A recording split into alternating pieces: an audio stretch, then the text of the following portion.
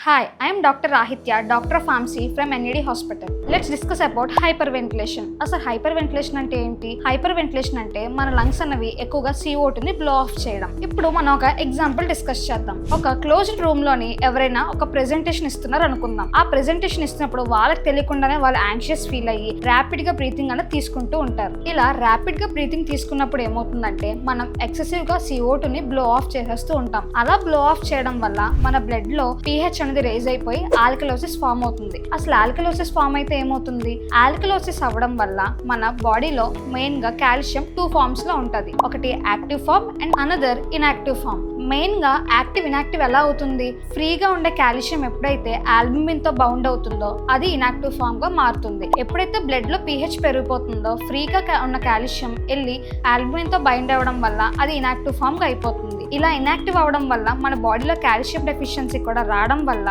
Neuronal excitability అవ్వడం వల్ల main గా బాడీలో స్టిఫ్నెస్ అనేది వస్తుంది. అలా అయినప్పుడు ఆయాసంగా రావడం కానీ లేదంటే కళ్ళు పడిపోవడం కానీ జరుగుతుంది. అలాంటప్పుడు మనం ఏం చేయాలంటే వెంటనే ఒక ఓపెన్ ఏరియాలోకి తీసుకువెళ్ళడం కానీ లేదంటే దగ్గరలో ఉన్న హాస్పిటల్ సంప్రదించడం కానీ చేయాలి.